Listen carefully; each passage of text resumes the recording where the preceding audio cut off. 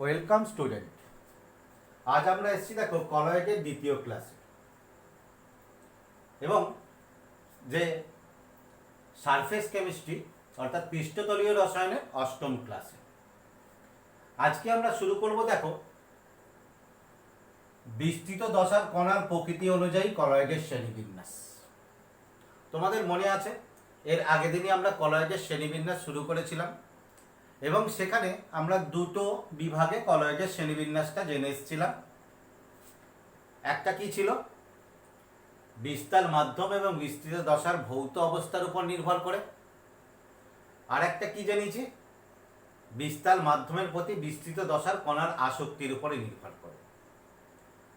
আজকে আমরা দেখো জানবো বিস্তৃত দশার কণার প্রকৃতি, অর্থাৎ বিস্তৃত দশার কণাগুলো কিরকম হয় তাদের প্রকৃতি অনুযায়ী যে কলয়েডের শ্রেণীবিন্যাস বলছে। দেখো এই বিস্তৃত দশার কণার প্রকৃতির উপরে আমরা কেন জানছি, কারণ আমাদের কোনো কলয়েড প্রস্তুত করতে গেলে সেই কণাটার প্রকৃতিটা জানা দরকার এবং জানা দরকার তারা কিভাবে একটা কলয়েড দ্রবণ উৎপন্ন করে। সেই কারণে আমাদের এই শ্রেণীবিন্যাসটার অবতারণা। বিস্তৃত দশার কণার প্রকৃতির উপরে দেখো কলয়েড হচ্ছে তিন প্রকারের। কি কি? প্রথম দেখো বহু অণু সমন্বিত কলয়েড, বৃহৎ আণবিক কলয়েড আর সংযোজিত কলয়েড। তাহলে এই তিনটে বিভাগ আমরা দেখলাম।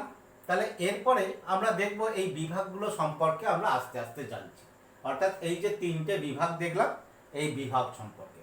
তাহলে প্রথমেই আমরা আসছি দেখো বহু অণু সমন্বিত কলয়েড, অর্থাৎ যাকে আমরা বলছি মাল্টি মলিকুলার।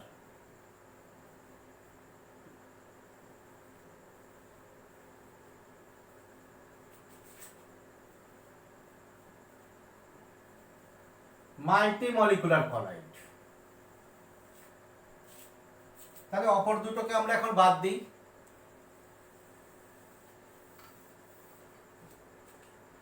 বহু অণু সমন্বিত কলয়েড। দেখো তোমরা নামটা থেকেই বুঝতে পারছো যে কি হবে, যে অনেক বা অসংখ্য অণু পরস্পরের সঙ্গে যুক্ত হয়ে গিয়ে কলয়েড উৎপন্ন করবে। তাহলে তোমার সেখানে আমরা কি বলতে পারি, যখন পদার্থের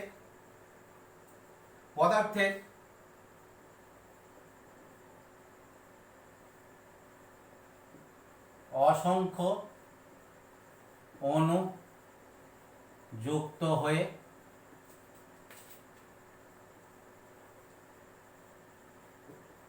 কলয়েড কণা উৎপন্ন করে। হয়েছে? যখন পদার্থের অসংখ্য অণু যুক্ত হয়ে কলয়েড কণা উৎপন্ন করে।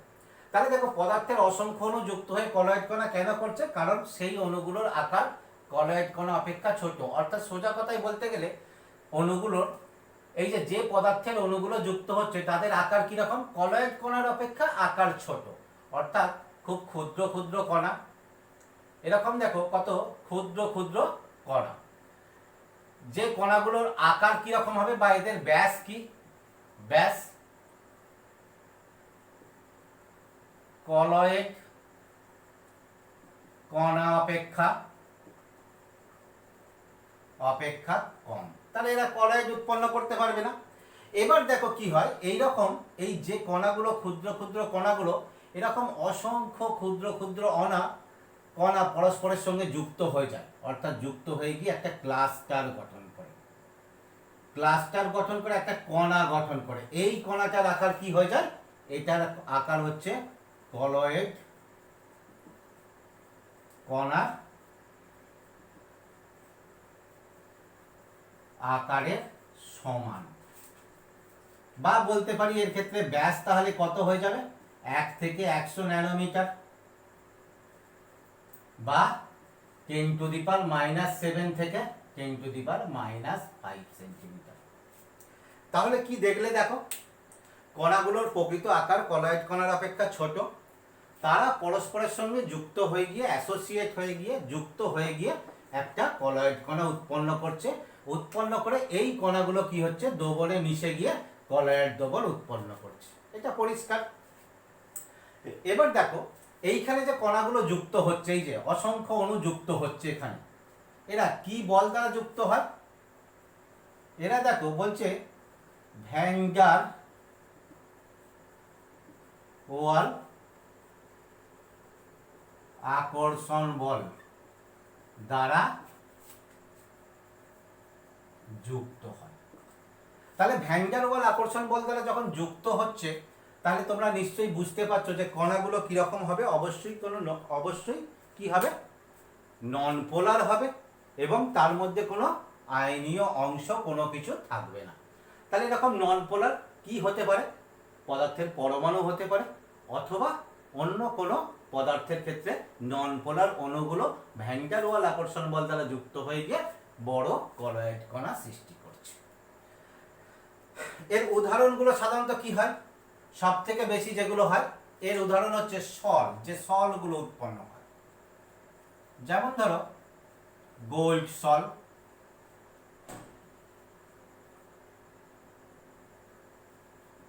সালফার সল ইত্যাদি। এই সলগুলো এই প্রকারে উৎপন্ন হয়। তাহলে গোল্ড সলের ক্ষেত্রে যদি বলি দেখি, তাহলে এইখান থেকে আমরা কি বলবো? যে গোল্ডের এক প্রতিটা কণার আকার কলয়েড কণা অপেক্ষা ছোট, এর অসংখ্য গোল্ডের অণু পরস্পরের সঙ্গে যুক্ত হয়ে গিয়ে গোল্ড সল উৎপন্ন করে। তাহলে আমরা বলতে পারি যে অসংখ্য গোল্ডের পরমাণু যুক্ত হয়ে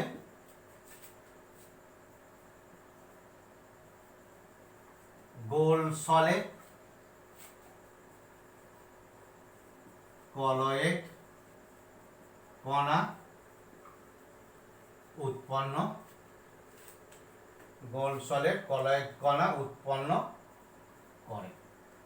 গোল্ড সলের এবার দেখো ভালো করে বোঝো, এখানে অসংখ্য অণু, এই অসংখ্যটা কতগুলো? বলছে এটা কোনো নির্দিষ্ট সংখ্যা নয়, কোনো নির্দিষ্ট সংখ্যা নয়। তার মানে বলছে কয়েক লক্ষ হতে পারে, কয়েক হাজার হতে পারে।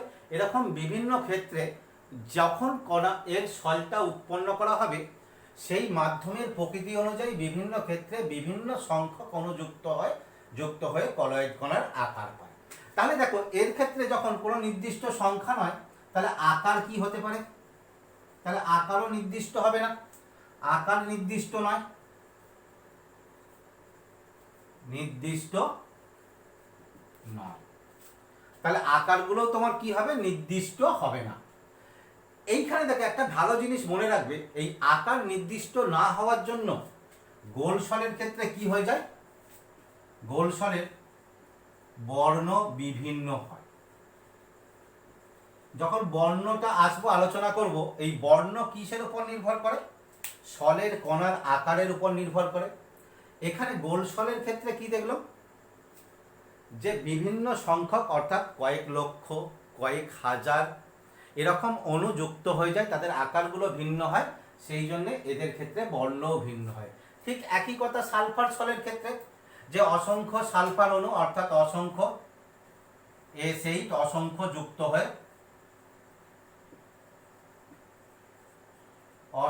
যুক্ত হয়ে সালফার সল উৎপন্ন হয়। হয়েছে? অসংখ্য S8 অণু যুক্ত হয়ে গিয়ে সালফার সল উৎপন্ন করে। এর ক্ষেত্রেও আকার তোমার কি হবে? বিভিন্ন হবে। ফলে এর ক্ষেত্রে তোমার কি হয়ে যাবে? তোমার সেই জন্য বর্ণটাও বিভিন্ন হবে। তাহলে এই দ্বারা দেখো আমাদের বহু অণু সমন্বিত কলয়েড, মাল্টিমলিকুলার।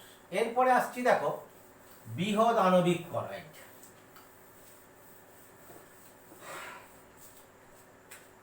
দু নম্বরটা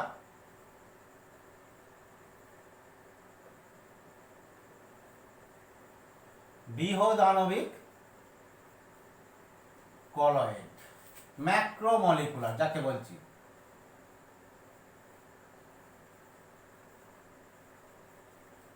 ম্যাক্রোমলিকুলার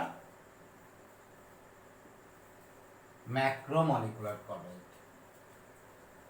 দেখো আগেরটা যখন তোমরা নাম দেখে বুঝেছো যে বহু অণু সমন্বিত অর্থাৎ অনেক অণু বা পরমাণু যুক্ত হচ্ছে, তাহলে ম্যাক্রোমলিকুলার থেকে তোমরা বুঝতেই পারছো কি হবে।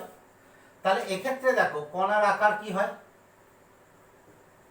কণার আকার কি হয়, আকার বড় হয়। বড় কত, প্রতিটি কণার আকার, প্রতিটি কণার আকার।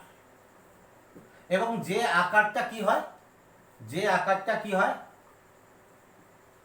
কলয়েড কণার আকারের সমান। তাহলে প্রতিটি কণার, অর্থাৎ প্রতিটি কণার আকার কি হয়ে যায়, কলয়েড কণার আকারের সমান। তাহলে দেখো এর ক্ষেত্রে কি হচ্ছে, আর কারোর সঙ্গে যুক্ত হওয়ার বা বিয়োজন হওয়ার এরকম কোনো ব্যাপার থাকছে না। তাহলে এই কণাকে কি করব আমরা, কোনো বিস্তার মাধ্যমে, এরকম বিস্তার মাধ্যমে কণাকে যোগ করে দিয়ে হয়তো ঝাঁকালেই তোমার কি হবে, কলয়েড দ্রবণ উৎপন্ন হবে। হয়েছে। এক্ষেত্রে সাধারণত জৈব কলয়েডগুলো হয়, যেমন তোমার কি আছে, স্টার্চ, জিলেটিন, অ্যালবুমিন,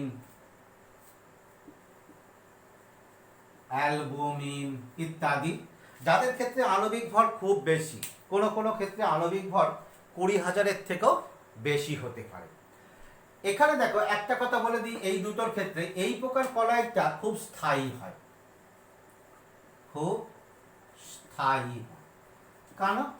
কারণ প্রতিটা কণাই একটা কলয়েড কণা, কেউ যুক্ত হয়ে গঠন করেনি। আগেরটার ক্ষেত্রে তোমরা কি দেখলে, যে অসংখ্য অণু ভ্যান ডার ওয়াল আকর্ষণ বল দ্বারা যুক্ত হয়ে গিয়ে তোমার কি হয়েছে, বহু অণু সমন্বিত কলয়েড উৎপন্ন করেছে। তাহলে ওইখানে দেখো ভ্যান ডার ওয়াল আকর্ষণ বল অপেক্ষাকৃত দুর্বল, ফলে ওখানে কণাগুলো ভেঙে যেতে পারে বা অন্য কোনো কারণ থাকতে পারে। ফলে ওই কারণগুলো কি আমরা আসবো যখন কলয়েডের স্থায়িত্ব বলবো। ফলে ওইখানে অর্থাৎ বহু অণু সমন্বিত কলয়েডগুলো সাধারণত অস্থায়ী প্রকৃতির হয়, আর এই বৃহৎ আণবিক কলয়েড সাধারণত স্থায়ী হয়। এবং এই প্রকার কলয়েডগুলো তোমরা জানবে যে এই প্রকার কলয়েডগুলো তোমার কি হয়ে যায়, লায়োফিলিক হয়।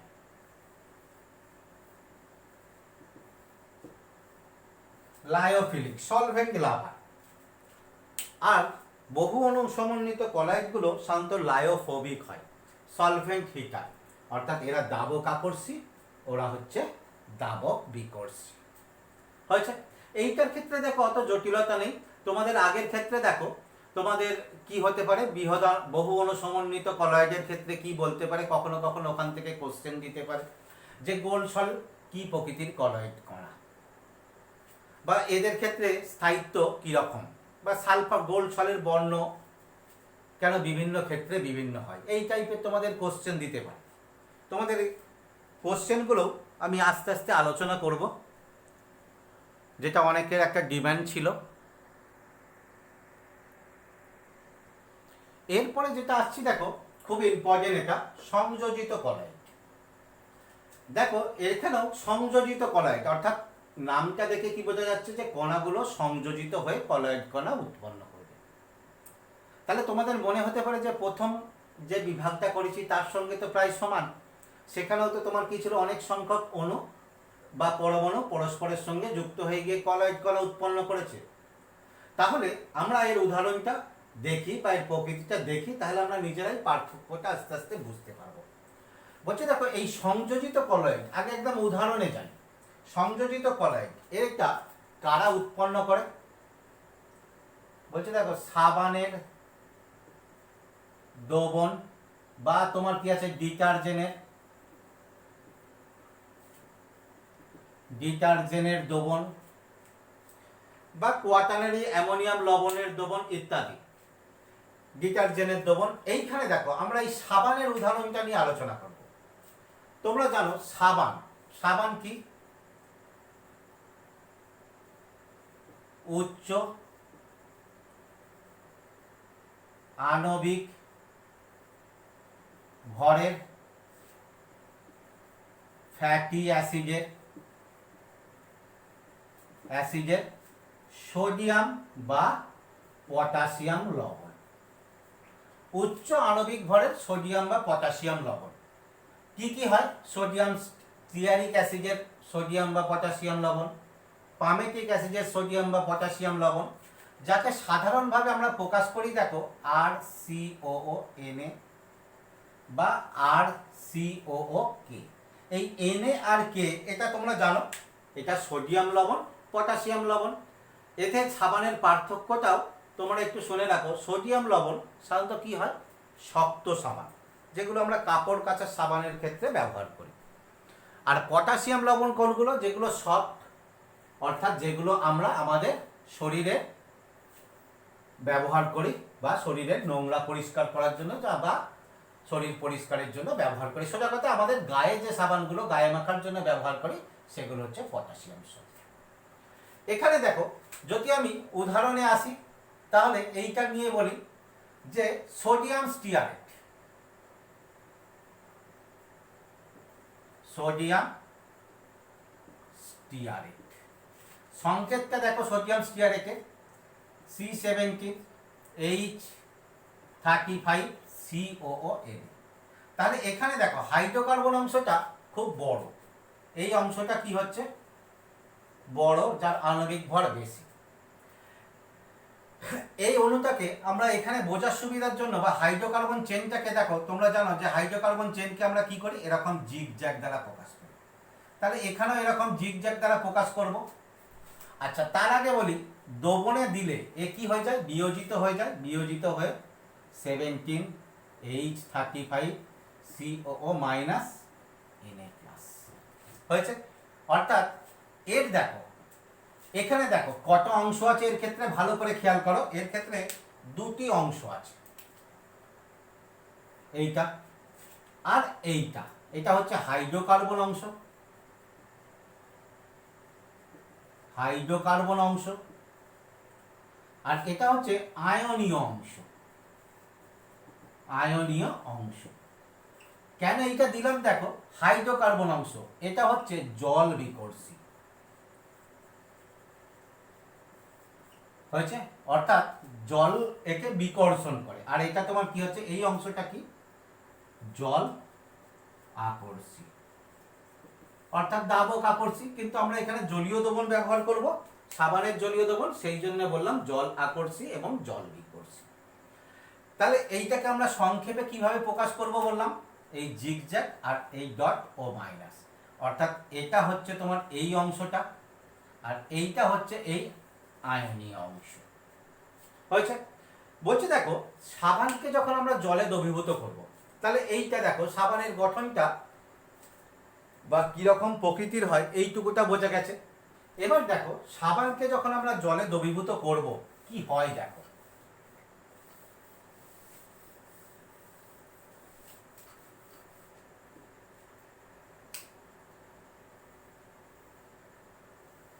সাবানকে দ্রবীভূত করেছে, অর্থাৎ তোমার কি আছে, সাবানের দ্রবণ। কিন্তু এখানে কেমন দ্রবণ, লঘু দ্রবণ। তাহলে এখানে দেখো এই যে এর অণুগুলো কিরকম আকারে থাকবে, অর্থাৎ এরকম আকারে জলের মধ্যে বিস্তৃত থাকবে। এই অল্প নিয়েই দেখাচ্ছি। এই যে লঘু দ্রবণ হবে, এই লঘু দ্রবণকে দেখো, সাবানের লঘু দ্রবণ কিন্তু কলয়েড গঠন করে না, এটা কি হয় ক্রিস্টালয়েড বা এটা হয়ে যায় প্রকৃত দ্রবণ। ভালো করে খেয়াল করো, আমরা বলছি কিন্তু যে সাবানের দ্রবণ কলয়েড। এবার এখানে কি বলেছি, সাবানের যখন লঘু দ্রবণ নিয়েছি, এইটা ভালো করে নোট করবে, সাবানের যখন লঘু দ্রবণ নিয়েছি তখন এটা তোমার কি আছে, তখন এটা কলয়েড না, তখন এটা প্রকৃত দ্রবণ বা ক্রিস্টালয়েড দ্রবণ। এবার দেখো এর যদি গাঢ়ত্ব বৃদ্ধি করি, গাঢ়ত্ব বৃদ্ধি করছে, তাহলে গাঢ়ত্ব বৃদ্ধি করলে এর ক্ষেত্রে কিরকম হয় দেখো।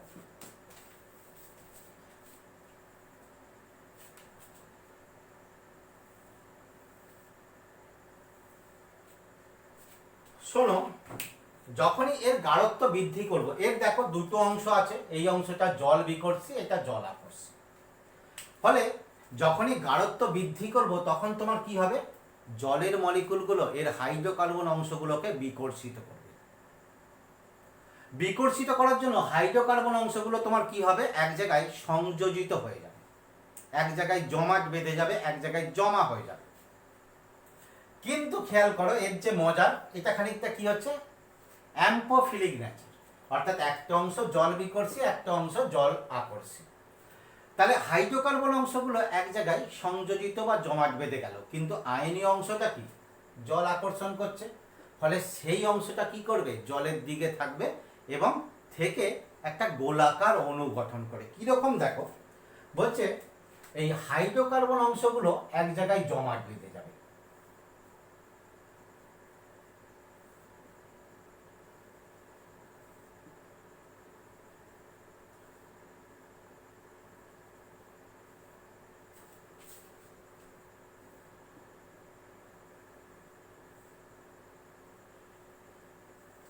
এই তাহলে দেখো তোমরা একটা জিনিস খেয়াল করবে, ধরো কোনো একটা বড় ফাঁকা মাঠ, সেখানে যদি ধরো, এটা আমরা বাচ্চাবেলায় দেখতাম, একটা যদি ধর শেয়াল বেরিয়েছে, চারিদিক থেকে যদি শিয়ালটাকে, বা একটা বা একের বেশি, দুটো তিনটে হয়তো শিয়াল বেরিয়েছে, চারিদিক থেকে যদি শিয়ালটাকে তাড়া করা হয়, তখন দেখবে ওরা কোনো জায়গায় যেতে না পেরে মাঝখানে গিয়ে জমা হয়ে যাবে। তাই এই হাইড্রোকার্বনগুলোকে কি করবে, জল চারিদিক থেকে বিকর্ষণ করবে। বিকর্ষণ করে ফেলার জন্য কি হবে, ওরা এক জায়গায় এরকম জমাট বাঁধবে, কিন্তু এই আয়নীয় অংশগুলোকে জল আকর্ষণ করবে, ফলে ওরা জলের দিকে বা বাইরের দিকে থাকবে, থেকে দেখো এরকম একটা গোলাকার কণা গঠন করবে। এই কণাটার আকার কি রকম হবে, এর আকার কত হবে, এর আকার হবে কলয়েড কণার আকারের সমান। অর্থাৎ এইটা কি করবে, এই পুরো কণাটা কি করবে, একটা কলয়েড কণা উৎপন্ন করবে। তাহলে এর ব্যাস কত হয়ে যাবে তোমরা বুঝতেই পারছো, 10⁻⁷ থেকে 10⁻⁻5 সেন্টিমিটারের মধ্যে ব্যাস হবে। এইরকম যে কলয়েড কণা উৎপন্ন হয়ে তখন দ্রবণটা কি হয়ে যাচ্ছে, দেখো এতক্ষণ কি ছিল প্রকৃত দ্রবণ, যেই এরকম গঠন হয়ে গেল তখন হয়ে গেল তোমার কি আছে দ্রবণটা কলয়েড দ্রবণ। এই যে কণা গঠন হয়, এই কণাগুলোকে বলা হয় তোমার কি আছে মিসেল।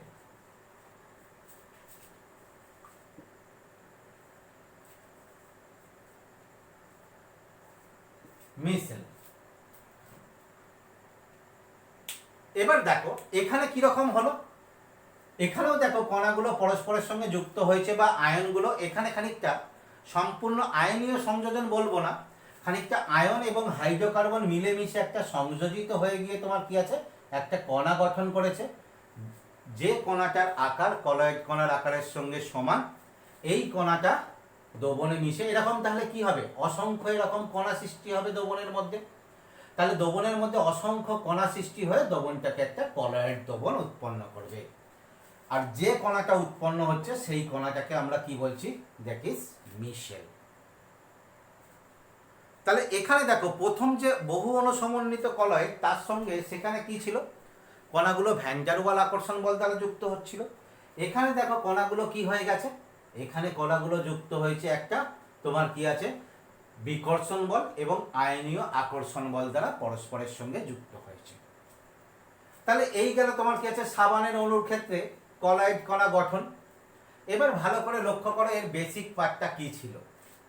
যখন লঘু দ্রবণ ছিল তখন আমরা কি বলেছি, এই জিনিসটাকে খেয়াল করো, লঘু দ্রবণ ছিল তখন হয়েছে কি, ভালো করে মনে রাখবে, এটা ছিল তোমার কি আছে প্রকৃত দ্রবণ, অর্থাৎ দ্রবণটা যখন লঘু ছিল। যখন গাঢ় দ্রবণ করেছি মিশেল গঠন হয়েছে, তখন দ্রবণটা কি দ্রবণে পরিণত হয়েছে, তখন দ্রবণটা কলয়েড দ্রবণে পরিণত হয়েছে। এবার দেখো কখন হয়েছে, যখন আমরা গাঢ়ত্ব বৃদ্ধি করেছি।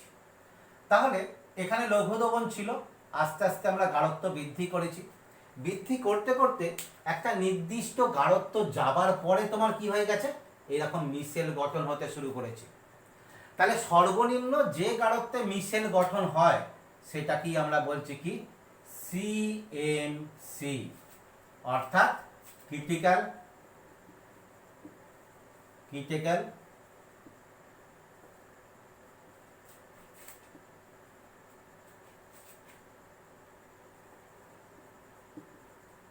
মিশেলাইজেশন।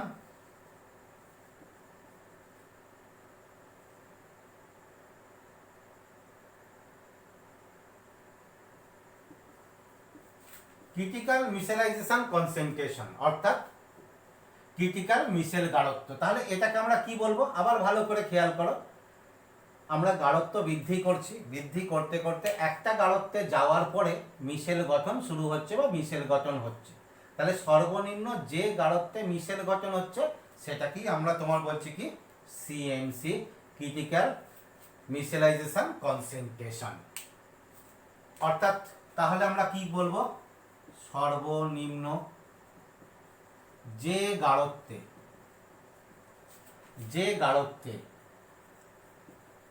মিশেল গঠন হয় তাকে সিএমসি বলে। হয়েছে, তাকেই আমরা সিএমসি বলি। তাহলে এখান থেকে একটা বোঝো, সিএমসি এর নিচে, এই গাঢ়ত্বের নিচে তোমার কি হয়ে যাবে, এটা হবে প্রকৃত দ্রবণ, সাবানের দ্রবণ, প্রকৃত দ্রবণ। এই গাঢ়ত্বে বা এর বেশি হলে, এই গাঢ়ত্ব বা বেশি হলে তোমার কি হবে, দ্যাট ইজ কলয়েড দ্রবণ। বেশ জিনিসটা বেশ মজাদার। তাহলে এখানে দেখো, এখানে আমরা বলতে পারি ধরো এই মিশেল গঠন হয়ে গেছে একটা নির্দিষ্ট গাঢ়ত্বে যাওয়ার পরে, এবার করছি কি ওই সাবানের দ্রবণটাকে আমরা লঘু করছি, অর্থাৎ তাহলে আবার কম গাঢ়ত্বের দিকে নিয়ে আসছি। তাহলে কি হবে, তাহলে কিন্তু আবার কলয়েড দ্রবণ কি হবে, প্রকৃত দ্রবণে ফিরে আসবে। এবার এখানে দেখো, যেমন তোমরা সিএমসি একটা টার্ম শুনলে, আর একটা টার্ম তোমরা জেনে রাখো, ক্রাফট টেম্পারেচার।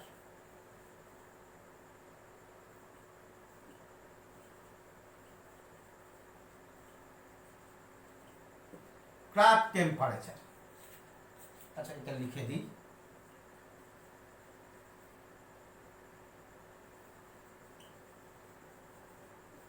ক্রাফট তাপমাত্রা, আগে বলে দিই, দেখো ক্রাফট টেম্পারেচার কাকে বলছি, যে তাপমাত্রার ঊর্ধ্বে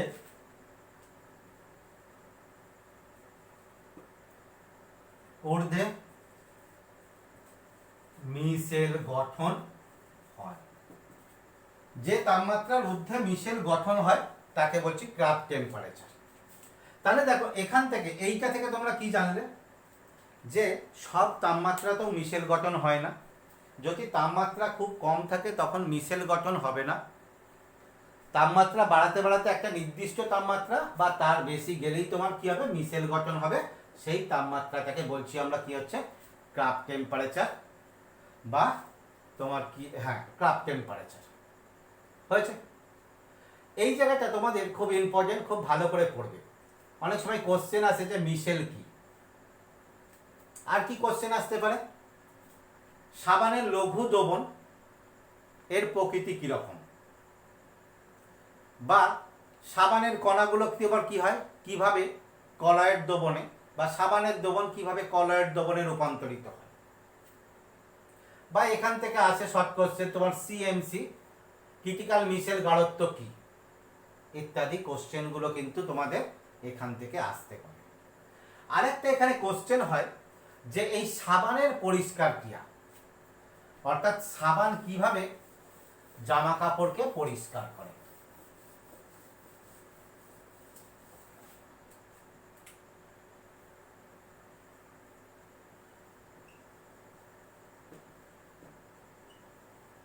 সাবানের পরিষ্কার ক্রিয়া কিভাবে হয় বলছে, দেখো আমরা তো ন্যাচারালি জামা কাপড় জলে ধুই, তাতে সাবান বা ডিটারজেন্ট ব্যবহার করি। হয়েছে, এবার দেখো আমরা শুধুমাত্র জলে ধুলে আমরা কি জানি, জামা কাপড়ে নোংরা অর্থাৎ ধুলোবালি লাগে। তাহলে ধুলোবালি যখন লাগে তাকে তো জলে ধুলেই হয়ে যাওয়ার কথা, তাতে সাবান বা ডিটারজেন্ট দিতে হয় কেন? বলছে দেখো ভালো করে শোনো, ধরো কোনো একটা কাপড় খণ্ড, এই কাপড় খণ্ড, এতে যত যে নোংরাগুলো লাগবে, আমাদের প্রকৃতিতে কি হয়, কিছু আমরা জামা কাপড় যেগুলো ব্যবহার করি সেখানে ধুলোবালি লাগে, তার সঙ্গে এই প্রাকৃতিক এনভায়রনমেন্টে কিছু তেল জাতীয় বা বীজ জাতীয় পদার্থ থাকে। ফলে এই ধুলোবালি যেগুলো কাপড়ে আটকে যায় তার উপরে এই গ্রিস জাতীয় পদার্থের একটা আস্তরণ থেকে যায়। তোমরা জানো এইখানে এই গ্রিস বা তেল জাতীয় পদার্থ, এটা তাহলে কি বললাম? তেল বা গ্রিস জাতীয় পদার্থ। তাহলে এইটা এই গ্রিস জাতীয় পদার্থ এ কি হবে? জলে দ্রবীভূত হবে না, ফলে জামা কাপড় থেকে নোংরা যাবে না, কারণ এই গ্রিসের অভ্যন্তরে বা গ্রিসের আড়ালেই কি আছে? ধুলোবালি লুকিয়ে আছে। এবার যখন সাবান দেবো তখন সাবানের মধ্যে কি আছে? গাঢ় দ্রবণ যখন করছি তখন মিশেল হয়ে গেছে। এই মিশেলের ক্ষেত্রে দেখো এই যে হাইড্রোকার্বন অংশগুলো, এই হাইড্রোকার্বন অংশ এরা কি করতে পারে? তেল বা গ্রিস কে দ্রবীভূত করতে পারে। তেল বা গ্রিসকে বা উল্টো ভাবে বলতে পারি, এরাও তোমার কি হয়? তেল বা গ্রিসের মধ্যে দ্রবীভূত হয়। ফলে যখন একটা নোংরা জামা কাপড়ের সংস্পর্শে এইখানে তোমার কি হবে? এই মিশেল কণাগুলো আসবে। আমি যদি দেখো এইটাকে তুলে এনে এর উপরে বসাই তাহলে বুঝতে পারবো, বা এইটাকে নিয়ে গিয়ে এর নিচে বসাই, ধরে না এইটা সেই গ্রিস বা তেল জাতীয়, এর মধ্যে ধুলোবালি আছে। তাহলে এখন কি হবে? এই যে গ্রিসের বা তেল জাতীয় পদার্থের যে কণাটা ছিল সেই কণাটা কি হবে? তোমার এই যে জামা কাপড়ে যে গ্রিস আছে তার মধ্যে তোমার কি আছে? এই হাইড্রোকার্বন অংশগুলো তার মধ্যে দ্রবীভূত হয়ে যাবে, হয়ে ওই তেল জাতীয় পদার্থটাকে এই মিশেলের মধ্যে নিয়ে চলে আসবে। ফলে জামা কাপড়ে দেখো এরকম অসংখ্য যদি তেল জাতীয় পদার্থের কণা থাকে তাহলে প্রতিটার ক্ষেত্রে এখানে একটা মিশেল, এখানে একটা মিশেল, এখানে এখানে প্রতিটা এরকম একটা মিশেল আবদ্ধ হবে। এবার মিশেল আবদ্ধ হলেই দেখো মিশেলটা কি? একটা ঋণাত্মক আধানযুক্ত কণা। ফলে এই কণাগুলো সবগুলো তোমার কি হয়ে যাবে? সবগুলো নেগেটিভ, সবাই নেগেটিভ। ফলে এরা কি করবে? পরস্পরকে বিকর্ষণ করবে। এই বিকর্ষণ করার জন্য এই কণাগুলো তোমার কি হবে? এই গ্রিস বা নোংরা কণা সহ মিশেলগুলো দ্রবণ থেকে বেরিয়ে আসবে, বেরিয়ে এসে জলে চলে আসবে। ফলে জামা কাপড়টা তোমার কি হয়ে যাবে? পরিষ্কার হয়ে যাবে। ঠিক আছে, তাহলে এই গেল তোমাদের সাবানের পরিষ্কার ক্রিয়া।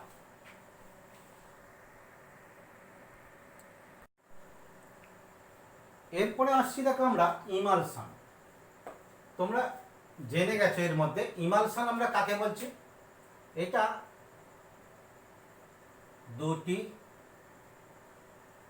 তরলের মিশ্রণ।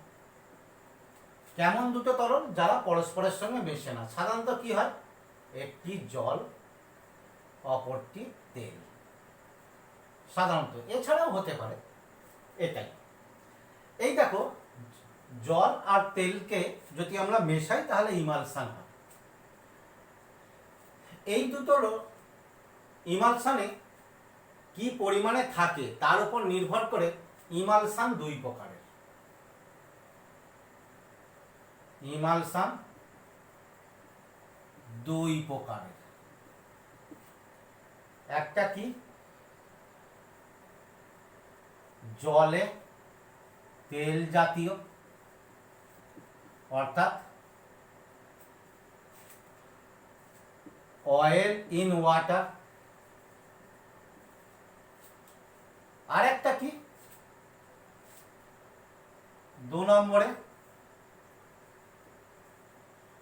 তেলে জল জাতীয়, অর্থাৎ ওয়াটার ইন অয়েল। হয়েছে? তাহলে এইটার ক্ষেত্রে খুব সামান্য, যদি তোমার কি হয় বেশি বা অনেক জলে সামান্য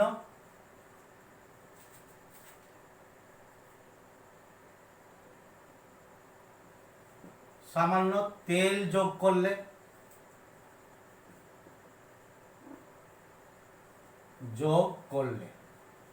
এই ইমালশন পাবো। তাহলে এইটা ঠিক তার উল্টোটা হবে, যে বেশি বা অনেক পরিমাণ তেলে সামান্য জল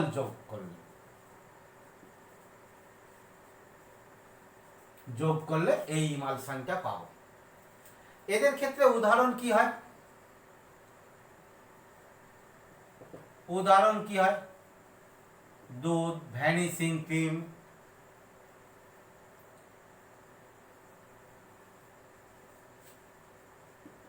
ভ্যানিশিং ক্রিম ইত্যাদি। এক্ষেত্রে তোমার উদাহরণ কি হয়? ধরো code liver oil, code liver oil, cold cream,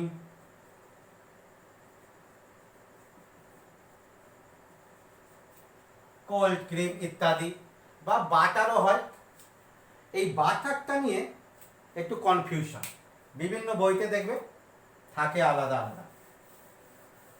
বাটারকে কেউ জেলের মধ্যে ফেলছে, আবার কেউ এই ইমালসানের মধ্যে ফেলছে। ভালো করে দেখো এদের যুক্তিটা। যারা ইমালসানের মধ্যে ফেলছে তারা বলছে কি, এখানে বাটার অর্থাৎ ফ্যাটের মধ্যে কিছু তোমার কি থাকে, ফ্যাট তেল জাতীয় পদার্থ, তার মধ্যে কিছু জল থাকে। আর যারা জেলের মধ্যে ফেলছে দেখো তারা কি বলছে, যে বাটারে হচ্ছে তোমার কি আছে, প্রোটিন কণা। এই প্রোটিন কণার মধ্যে তোমার কি হয়ে যায়, তেল, এই তেল বলছি জল থাকে, ফলে জেল।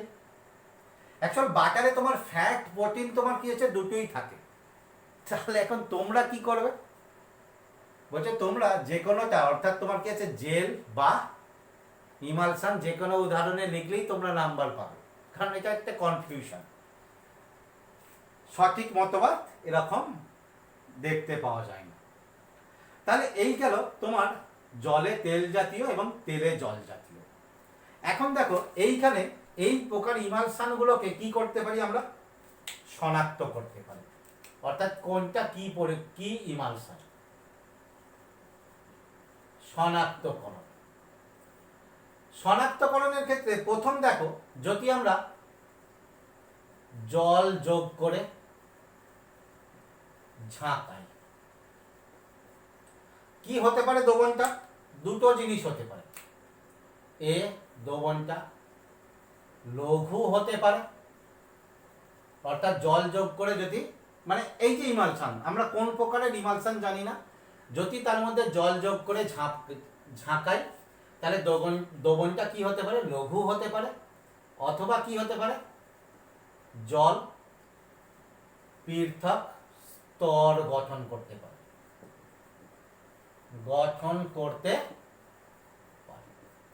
ভালো করে খেয়াল করো তো, আমি জল যোগ করে ঝাঁকাচ্ছি, তাহলে লঘু কখন হবে, যদি জলীয় দ্রবণ হয়।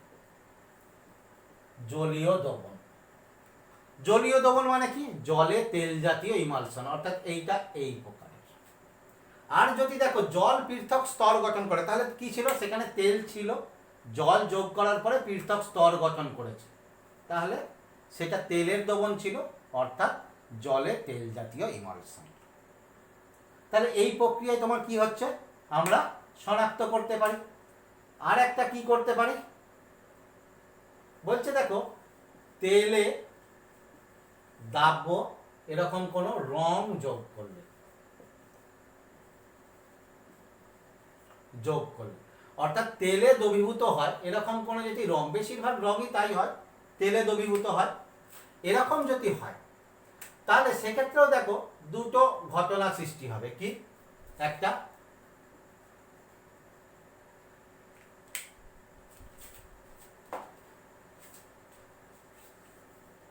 আচ্ছা বিটা আগে লিখছিলাম, ওটাই আগে লিখি। বি, সমগ্র দ্রবণটি রঙিন হতে পারে। আর কি হতে পারে, এ দ্রবণের মাঝে মাঝে রঙিন।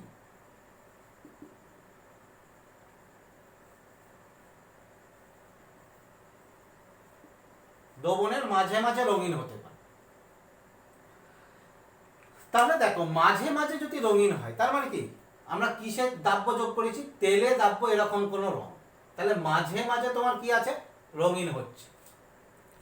তাহলে মাঝে মাঝে যদি রঙিন হয়, তাহলে সেক্ষেত্রে আমরা কি বলতে পারি, যে জলের মধ্যে মাঝে মাঝে তেল আছে, অর্থাৎ এই প্রকারে জলে তেল জাতীয়।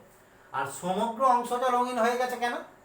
যদি সেখানে তেলের পরিমাণ বেশি থাকে, সব দ্রবণটাই তেল, তার মাঝে জল আছে, ফলে সমগ্র অংশে দ্রবীভূত হয়েছে, অতএব জলে তেল জাতীয়। আর একটা হতে পারে, দেখো 3 নম্বরে তড়িৎ বিশ্লেষণ বা তড়িৎ পরিবহন।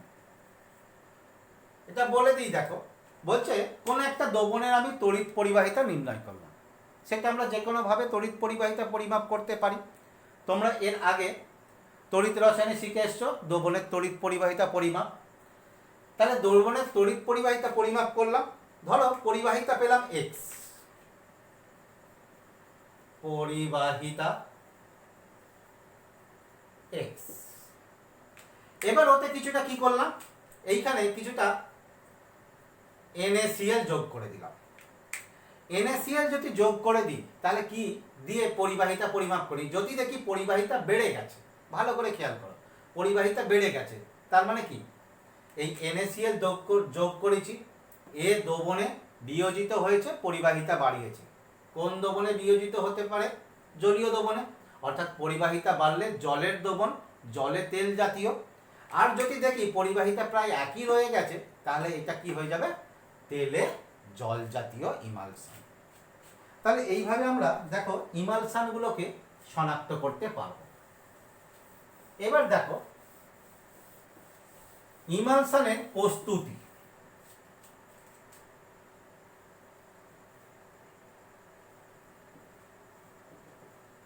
তোমরা জানো,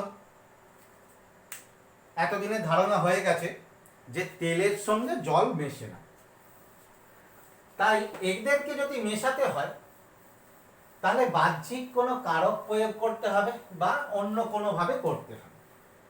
বলছে দেখো, আমরা তেলের জলের মধ্যে যদি অল্প তেল দিয়ে বেশ ভালো করে ঝাঁকাই, তীব্রভাবে ঝাঁকাই, তাহলে সেটা তোমার কি হয়ে যাবে, সেটা জলের মধ্যে তেলের কণাগুলো বিয়োজিত হয়ে যাবে, ওই কলয়েড কণার আকারে বিয়োজিত হয়ে যাবে, বিয়োজিত হয়ে গিয়ে ওই ইমালশন প্রস্তুত করবে, অর্থাৎ এই রকম তেলের কণাগুলো থাকবে।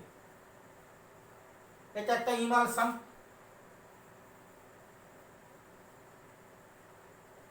ইমালশন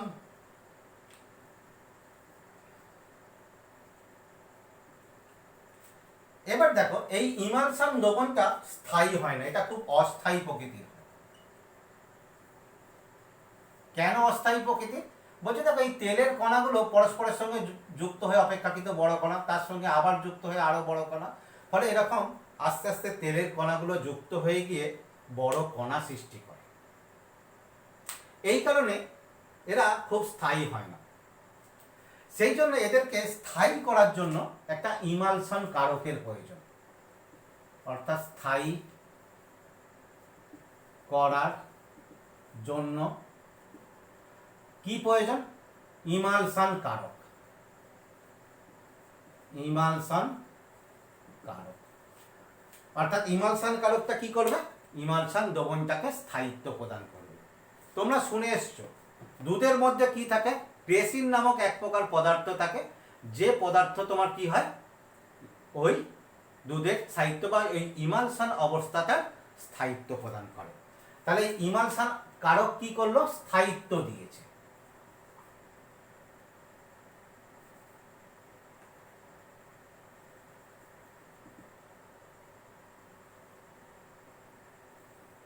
স্থায়িত্ব দিয়েছে। বলছে এই যে এই স্থায়িত্ব প্রদানকারী পদার্থ ইমালশন কারক যোগ করে ইমালশনকে স্থায়িত্ব দান করার যে প্রক্রিয়া এবং সুস্থিত ইমালশন তৈরির যে প্রক্রিয়া, সেটাকে বলা হয় ইমালসিফিকেশন।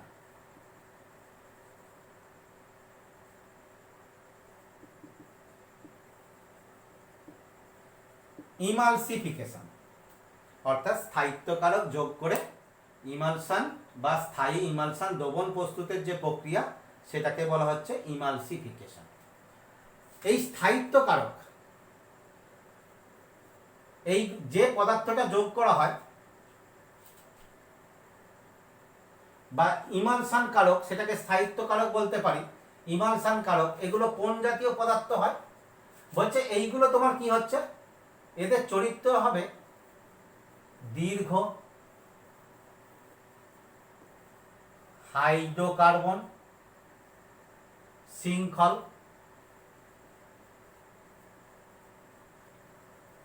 শৃঙ্খলযুক্ত আয়নীয় পদার্থ, অর্থাৎ অ্যামফিপরিক টাইপের পদার্থ, যেটা দেখো তোমরা এইমাত্র পড়েলে, অর্থাৎ এই রকম, এই যে কোনো কিছু, এটা না দিয়ে এই। এবার দেখো এখানে একটা নতুন কথা বলি, এইটা কি হতে পারে, হয় নেগেটিভ অথবা পজিটিভ, এরকম কোনো হতে পারে। তো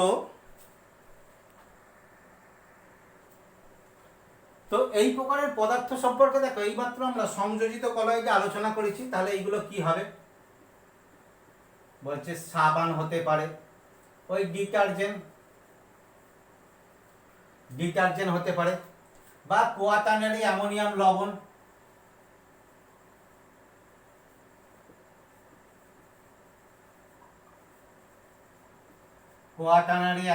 লবণ, ঠিক আছে, বা তোমার কি আছে পলিইথিলিন অক্সাইড,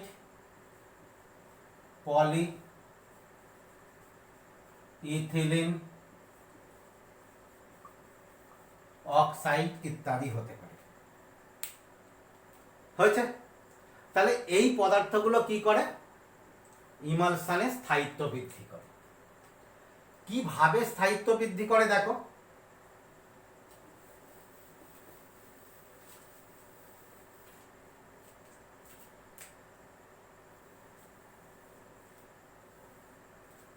ধরো এটা একটা জলীয় দ্রবণ, এতে কতগুলো এরকম জলে তেল জাতীয় ইমালশন, এবং এখানে ধরো এই একটা, আমি দুটো দিয়েই বলছি, এই একটা তেলের কণা আছে। তাহলে কখন এতে স্থায়িত্ব থাকবে না, যদি ওই তেলের কণাগুলো পরস্পরের সঙ্গে যুক্ত হয়ে যায়, অর্থাৎ এই দুটো যুক্ত হয়ে গেলে এদের স্থায়িত্ব নষ্ট হয়ে যাবে। তাহলে ইমালশন কারকের ভূমিকাটাকে এদেরকে যুক্ত হতে দেবে না। কিভাবে দেবে না, বলছে দেখো এদের ক্ষেত্রে কি হয়ে যায়, ওই একই দীর্ঘ হাইড্রোকার্বন শৃঙ্খলযুক্ত আয়নীয়, বা এখানে দেখবে শুধু আয়নীয় না বলে এখানে আয়নীয়, এর ক্ষেত্রে আয়নীয় অংশ থাকে না, এর ক্ষেত্রে জল আকর্ষী অংশ থাকে, জল আকর্ষী আয়নীয় বা জল আকর্ষী অংশযুক্ত পদার্থ। বলছি দেখো এই হাইড্রোকার্বন অংশগুলো তোমার কি হয়ে যায়, এই তেলে দ্রবীভূত হয়ে যায়, আর আয়নীয় অংশগুলো এরকম বাইরে থাকে। আমি ছোট বলে এরকম এত ভিতরে দেখাচ্ছি, এটা খানিকটা অধিশোষণ টাইপের হয়। এই তাহলে কি প্রকারের, এটা অধিশোষণ প্রকারের হয়, তাহলে এর ক্ষেত্রেও তাই। এই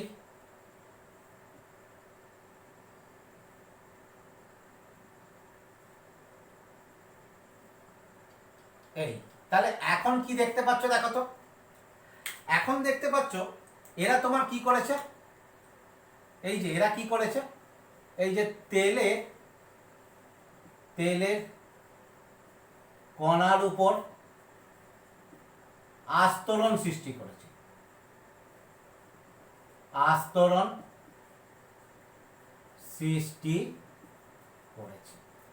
তাহলে এরা তেলের কণার উপর আস্তরণ সৃষ্টি করেছে, এবং দেখো এর বাইরের অংশটা কি আয়নীয়, তাহলে এর ক্ষেত্রেও তাই, এরকম আস্তরণ হয়েছে, বাইরের অংশটা আয়নীয়, এবং আয়নীয়টা কেমন, সম আয়নযুক্ত, দেখো নেগেটিভ আয়নযুক্ত কণা সৃষ্টি হয়েছে। তাহলে সম আয়নযুক্ত কণা হয়, এখন তেলের কণাগুলো কি করবে, তাহলে এখন তেলের কণাগুলি পরস্পরকে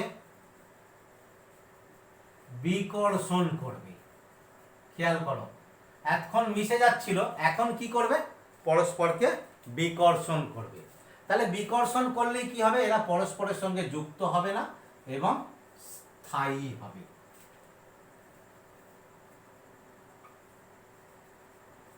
স্থায়ী হবে। এই তাহলে এইভাবে তোমার কি আছে, ইমালশন কারকগুলো ইমালশনের ক্ষেত্রে স্থায়িত্ব প্রদান করে। ঠিক আছে।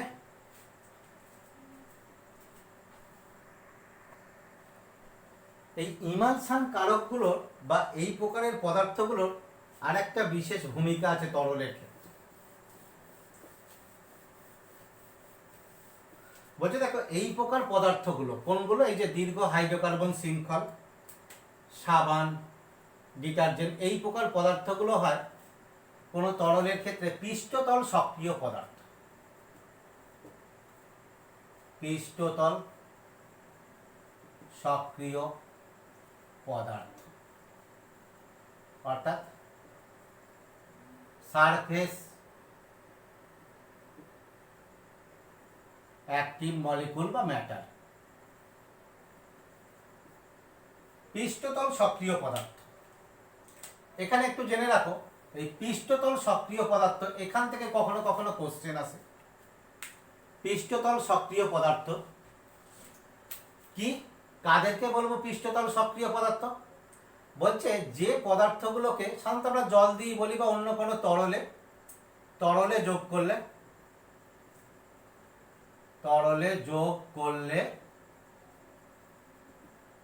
তরলের পৃষ্ঠটান হ্রাস করে। তরলের পৃষ্ঠটান হ্রাস করে।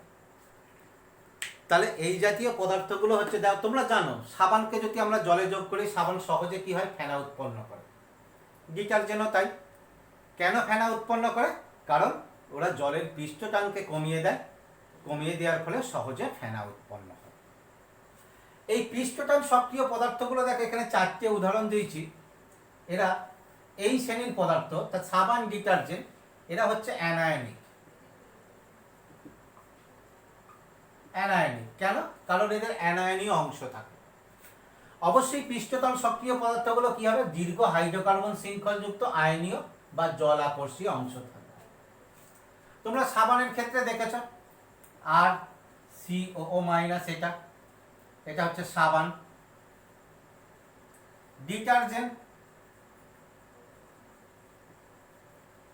ডিটারজেন্ট কি হয়, আর SO3 মাইনাস।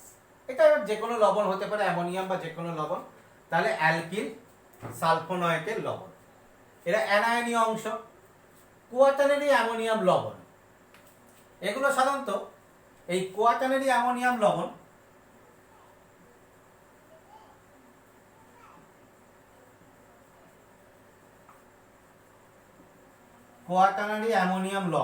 এরা সাধারণত কি হয়, এরকম দীর্ঘ হাইড্রোকার্বন শৃঙ্খলযুক্ত এই পজিটিভ, সেখানে কোনো অ্যানায়ন থাকবে। কোয়াটারনারি অ্যামোনিয়াম লবণ অর্থাৎ দীর্ঘ হাইড্রোকার্বন, তার সঙ্গে আয়নীয় অংশ। আর ইথিলিন অক্সাইড এর ক্ষেত্রে পলিহাইড্রক্সি গ্রুপ যুক্ত থাকে। পলিহাইড্রক্সি মূলক থাকে, কোনো আয়নীয় অংশ থাকে না। পলিহাইড্রক্সি মূলক থাকে, যেখানে হাইড্রক্সি মূলকগুলো তোমার কি হচ্ছে, জল আকর্ষী অর্থাৎ জলের সঙ্গে বন্ধন গঠন করে, আর হাইড্রোকার্বন অংশগুলো জল বিকর্ষী। তাহলে সবার ক্ষেত্রে দেখো এই ধর্মটা থাকতে হবে, দীর্ঘ হাইড্রোকার্বন শৃঙ্খলযুক্ত জল আকর্ষী অংশ।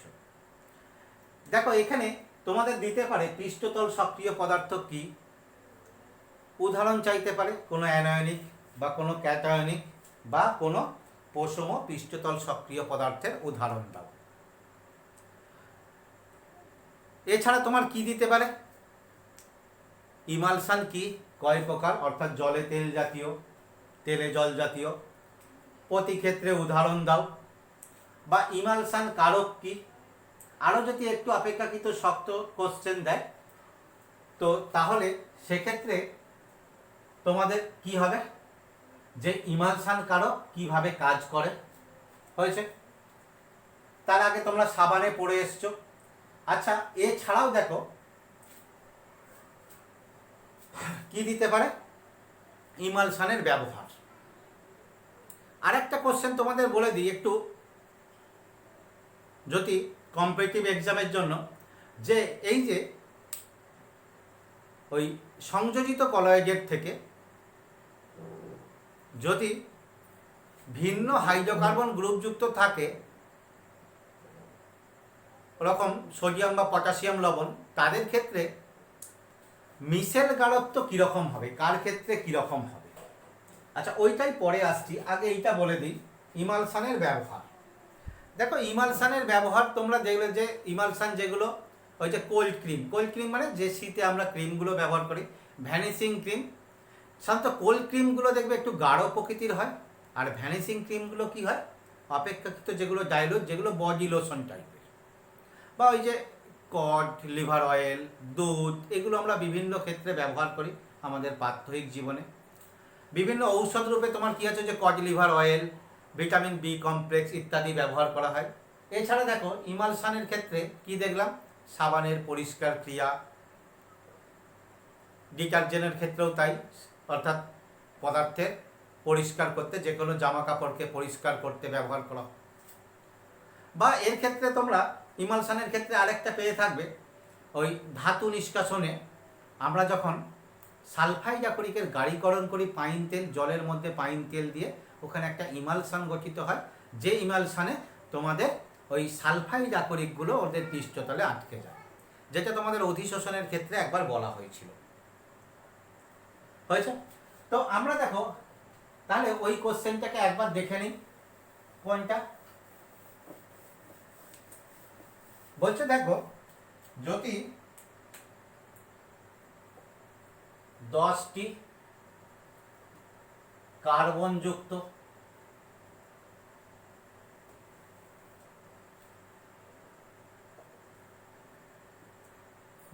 ফ্যাটি অ্যাসিড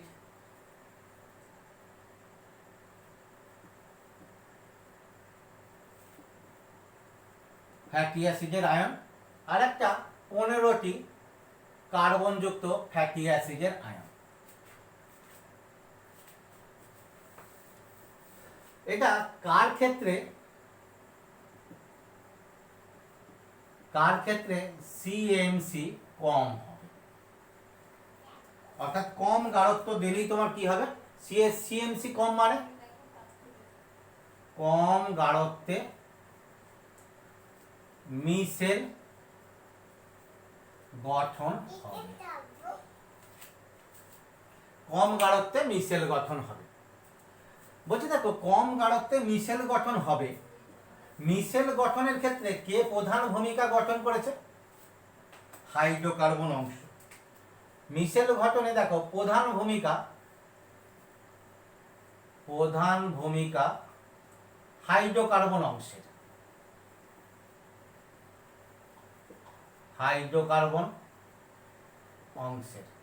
এই হাইড্রোকার্বন অংশ দীর্ঘ হলে, বড়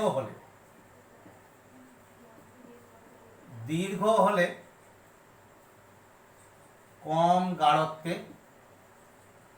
মিশেল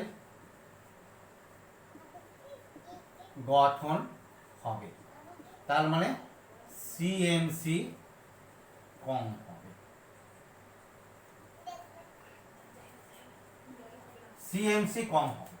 তাহলে এখানে দেখো 15টি কার্বন যুক্ত আর 10টি কার্বন যুক্ত, তাহলে কার ক্ষেত্রে সিএমসি কম হবে? অবশ্যই তোমরা বুঝতে পারছো যেখানে 15টি কার্বন, যে এর ক্ষেত্রে সিএমসি কম হবে।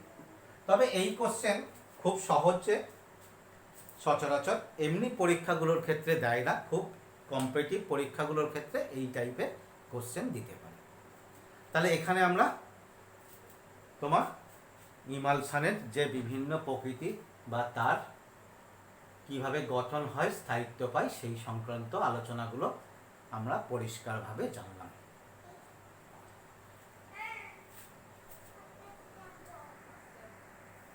এর পরের ক্লাসে তাহলে তোমাদের কলয়েডের প্রস্তুতি সম্পর্কে আলোচনা করা হবে।